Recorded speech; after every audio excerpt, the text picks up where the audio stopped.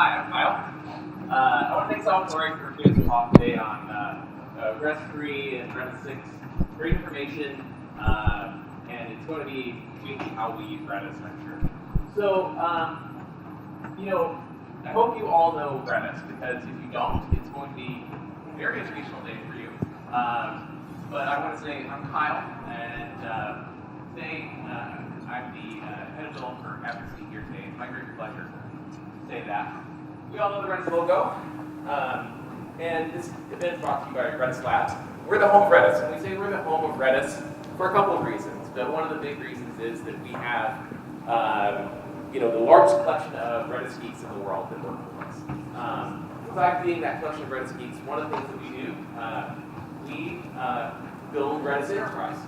And with that, it has all the features that you come to expect from an enterprise-grade version of Redis. And I could go over these, but you know what they are, right? We have things like scale, high availability, all those great things that you see behind me. But today, what I want to talk about is a little bit about 5.0. In 5.0, the streams data structure was released, and that was a great thing for Redis open source. And I'm excited today to say it's now available in enterprise. So a really great thing, because we have all those great enterprise features, and you can use streams with it. But to shift gears a little bit, let's talk a little bit about the modules ecosystem. The modules ecosystem in Redis is really interesting. Redis started out as a pretty lean system. Few data structures, it worked great for a lot of things. However, people want to do more with Redis, and it's a natural idea. They want to do more. And so what happened is they developed the module system, which allows you to extend Redis. And at Redis Labs, we've used that quite a bit. We've done Redis Search, we've done Rebloom, we've done ReJSON, and now we have another one. We have RedisGraph. And it's the same thing. It's a graph database housed inside of Redis. So it has the same operational characteristics as Redis does. So today, let's talk a little bit about how that works and what it is. So a graph. Graphs are really interesting. And graph data is pretty natural. When you think about graph data, it's nodes and relationships, information that's connected. The interconnectedness of the data is actually where the power lies in a graph. It's not just the data that you're retrieving, it's how that data is connected. However, existing graph solutions they work great for finding that, but it's been difficult to actually do a lot of those computations to get those relationships and gain those insights. And so what we have done is tried to look at this, how can we make it real time? How can we make it something that you could use in the moment at the timing that you expect from Redis? So what we've done, we've taken a look at how to do this. A whole new set of use cases open up when we start looking at the envelope of time that you can execute our queries in. And so when we go to that, it's easy to run as Redis. And I'm glad to say right now RedisGraph 1.0 is generally available. So the other thing is, not only that, it's available both in open source and enterprise. So just like streams, you now can get RedisGraph in the open source variant and the enterprise variant. So at this time, I want to invite to stage my friend and colleague, Roy, and we're going to have a little bit of a conversation. We're getting some stools here to talk about it. Roy. Okay. So Roy's going to give us a few slides and the clicker, and then we're going to talk about it afterwards. All right. Thank you, Kyle. I am extremely excited to be here today in London and to talk to you a little bit about RedisGraph. It's been my pet project for the past 2 years. So just out of pure curiosity, if you can just raise your hand, those of you who are using a graph database or have been using. All right, so just a few. Okay, so in my limited amount of time, I would like to talk a little bit about what RedisGraph is, some of its internals, But maybe we should start with an actual use case for graphs. So before I've joined Redis Labs, I've worked for a fraud detection company. And while I was working there, I was taught about and I had to deal with the concept or the idea of fraud rings. And the fraud ring is basically a group of criminals who come together and they're sharing personal authenticated or legitimate information like social security number, birth date, first and last name, addresses. So they take in all of this information and creating fictional characters. Those fictional characters are going and opening bank accounts, and they're using those bank accounts for quite some time in a legitimate way. They are depositing monthly salary, they're withdrawing, they're getting credit cards and making purchases, and eventually banks mark those bank accounts as legitimate. And when that happens, those criminals can all of a sudden take loans, they get an extended credit line, and eventually that ring in synchronized way, the ring bursts. Loans are not returned, all of the credit line is maxed out, they withdraw all the money from those bank accounts, and they just disappear. And the banks don't have any other option but to write off all of their losses. And so banks and fraud detection companies take this banking ecosystem and they're creating graphs out of them. And those graphs have entities or nodes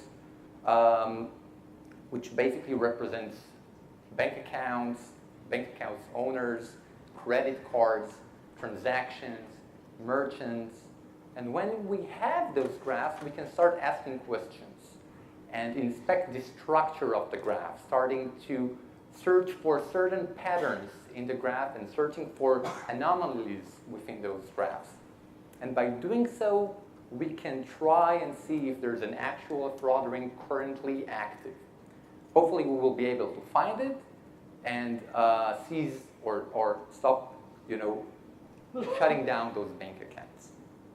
So that's pretty much what I was doing before joining Redis Labs.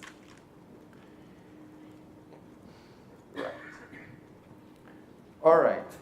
So graph databases have been around for a number of years now. I'm not inventing something new here. So when I thought about RedisGraph, I knew I had to bring something new to the table. I cannot just come up with another graph database which is in memory. Something new had to be done. And so if we're looking at graph databases, one of the key components to inspect is the underlying data structure used for actually representing the graph. And that data structure is pretty critical because it will affect the memory and CPU consumption of that graph database. And if we're opening some textbooks and looking at the literature, we see that basically we have two options when it comes to representing graphs. The first option is an adjacency list. The idea behind an adjacency list is that every node in your graph maintains a list of its neighbors. The key thing about this approach is that it is node-centric. Everything is revolving around a single node. So for example, if I were to ask you how many nodes are in your graph, and you did not maintain a counter counting all of your nodes, then you would have to perform a full graph traversal, going from one node, inspecting its adjacency list, going, visiting all of its neighbors and its neighbors' neighbors, and counting as you go, just to give me an answer for how many nodes are in your graph. And so if we're looking at different graph algorithms, we can see that most of them are implemented while thinking about graphs represented as adjacency lists. The other option is called adjacency matrix. And the idea is to represent your graph as a matrix or as a table where both the rows and the column of the matrix basically maps or represents your node. So for example, row I in your matrix can represent node with ID I, and column J can represent node with ID J. And if I want to connect node I to node J, all I have to do is place the value 1 at the IJ column.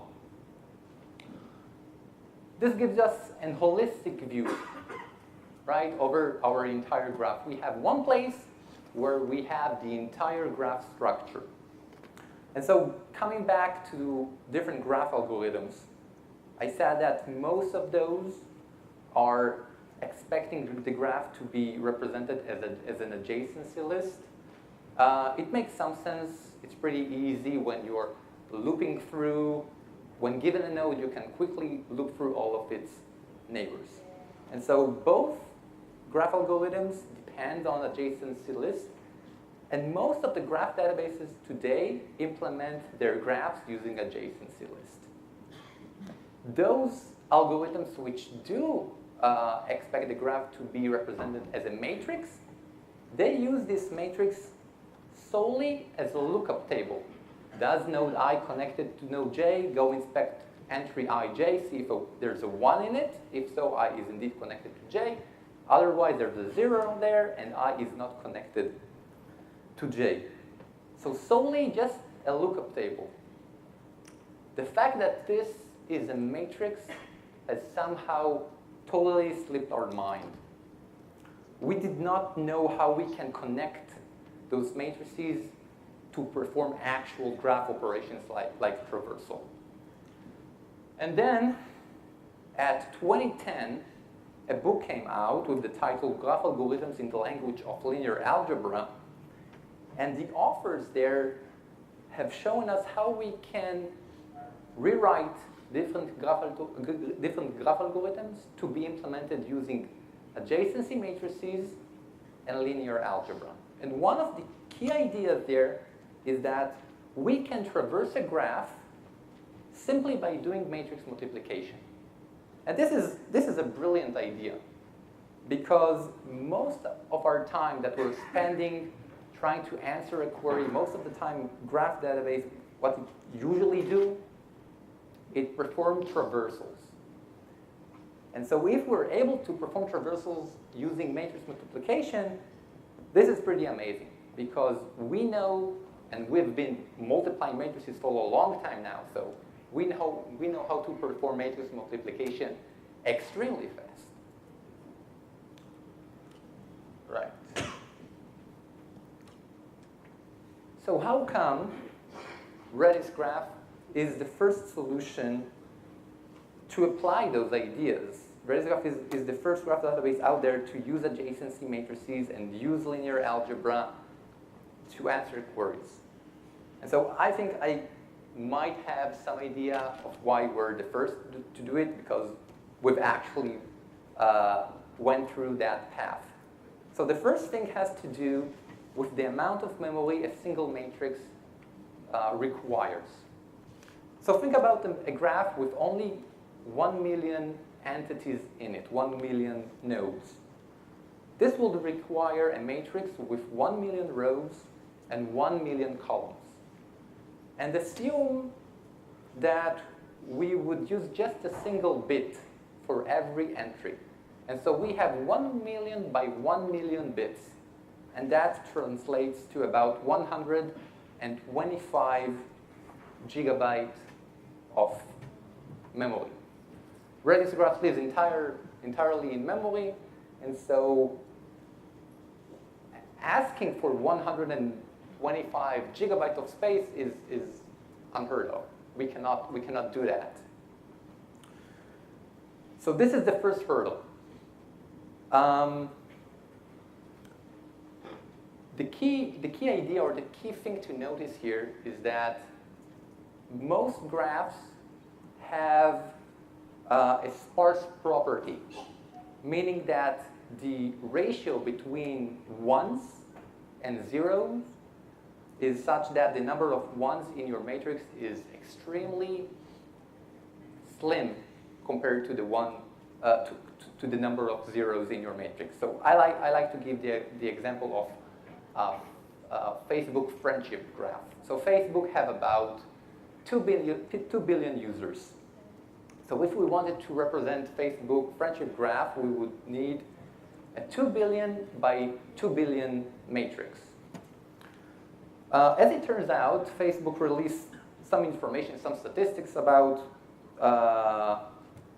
their size, and one of the information was the average number of friends for a given user. So the average number is 338. So if we're thinking about that matrix, out of 2 billion by 2 billion entries, only 338 times 2 billion entries has 1 in them. And so the matrix utilization is extremely slim. There's no sense in tracking the indices of zeros. All we care about are those ones in those matrices. And so if we're only tracking indices of ones, then we've managed to dramatically reduce the amount of memory that we require. So I did the math.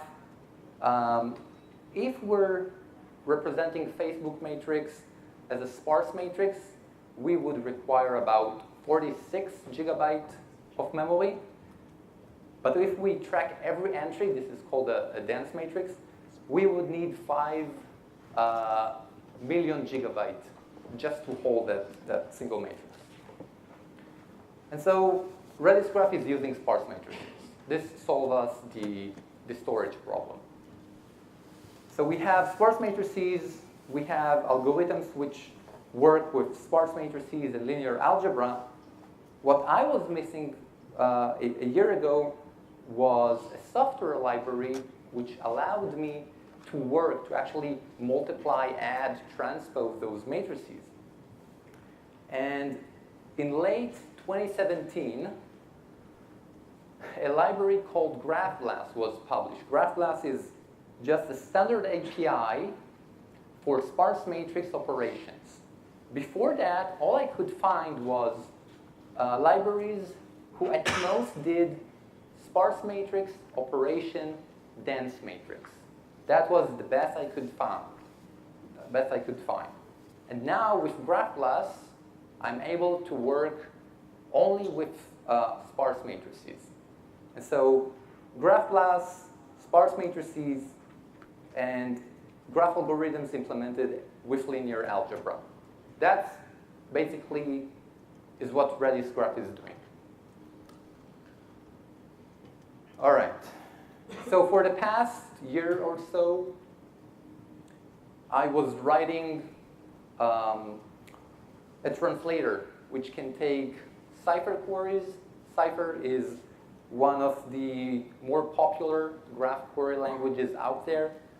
It is the query language which you can use in order to query RedisGraph. And so we're taking those Cypher queries, we can see one right here, and we're translating them into algebraic expressions.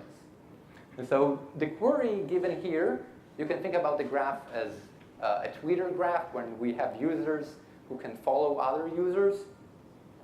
And the query asks for find me, for every user who is over 30, tell me who are their followers. So 2-hop traversal within the graph. And so that translates into a simple 3 terms matrix multiplication. We have one matrix which would tell me who in the graph is over 30. And then I would multiply that by the matrix which actually stores the graph topology times itself, because I'm performing 2-hop traversal. And the result is another matrix which has all the information I need in order to produce the results that we're looking for here. Benchmarks. So have I wasted 2 years of my life working on, indeed, an interesting project, at least from my perspective, but can it really compete with other popular graph databases which are available on the market? And so a blog post will be published later on today, but just to give you the bottom line, we were able to achieve somewhere between 10 times and up to 600 times better latency answering different queries. And although most of the graph databases today store some of the graph in memory and keeping the rest on disk, RedisGraph holds the entire graph in memory. In addition, there's always some overhead when trying to answer a query. So it's not only that you need to load the graph up to memory, you need some extra memory to actually execute those queries. And so having both the overhead and having the entire graph in memory, we were able to reach somewhere between 40 to 50% memory reduction. And so we still have a lot of work to do. I would love to share some glimpse of our roadmap. And so first, we're executing queries on the CPU. We would love to go and try doing those matrix multiplication on the GPU. So this is something that we will definitely would be interesting to look into. The second thing is that RedisGraph is a property graph database.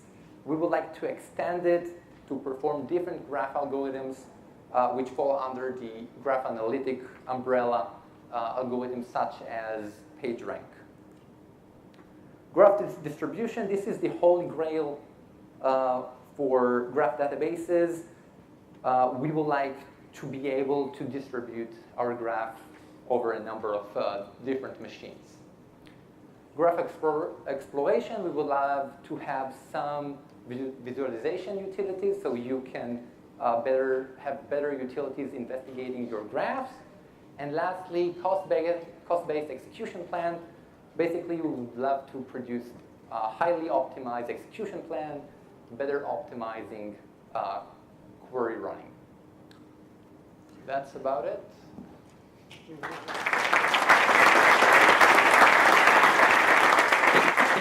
All right, thank you very much. Let's have a little conversation. So we'll talk a little bit about things. Have a seat, please. Really exciting things today about RedisGraph, and I just want to take some time, and we'll talk a little bit about this. Watching your presentation, the first thing that jumps out at me is the GPUs. That's very exciting. How would that change RedisGraph? All right, so I've mentioned that RedisGraph currently runs only on the CPU. So when a query comes in, RedisGraph would allocate a thread which is dedicated for this particular query, and all of the matrix operations would run on that CPU thread.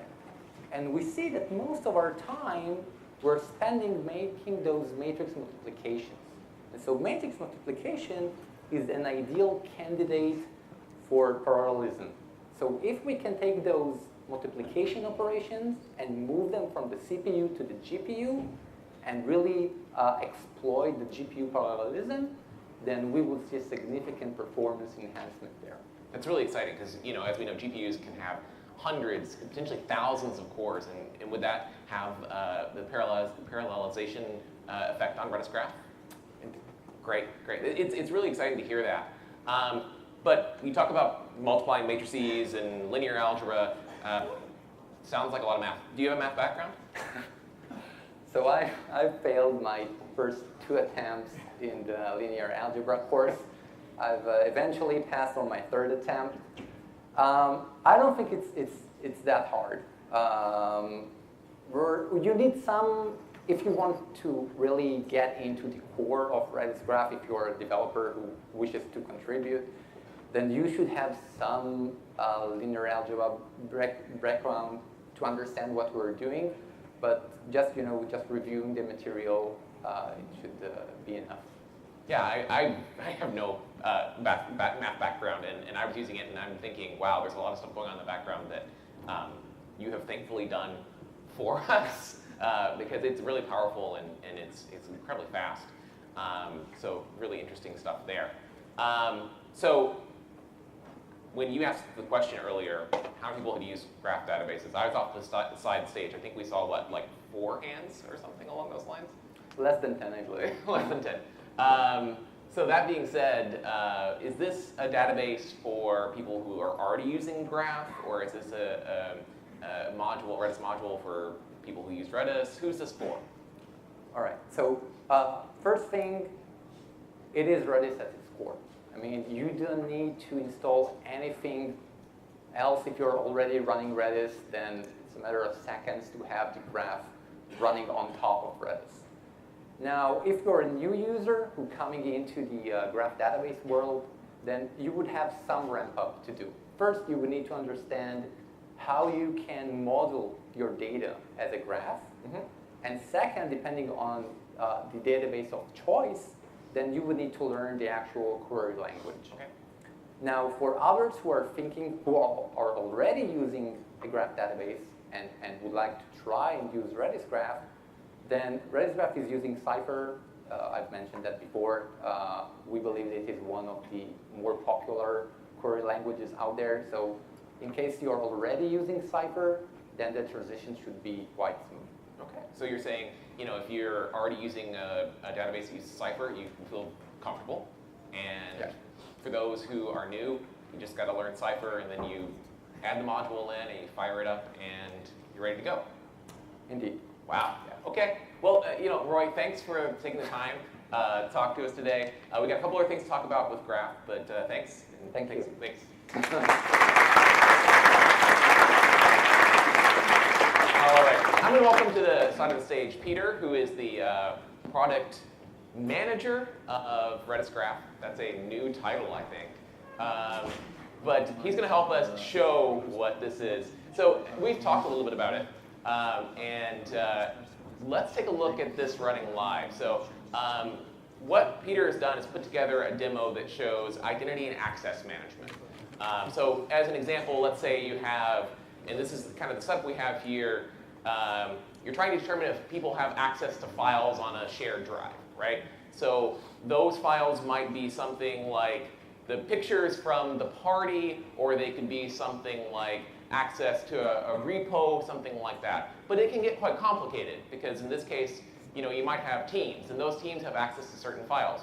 But teams can also have teams, and users are part of teams. And you start thinking about like this type of relationship, it can get pretty interesting. So Peter's going to show us how the graph looks like, and we're going to visualize it up here. If we can pull that down just a little bit so we can see everything. Yeah. So if we see here, we've got the modules team, we've got Itamar, Roy, a few of our other friends here.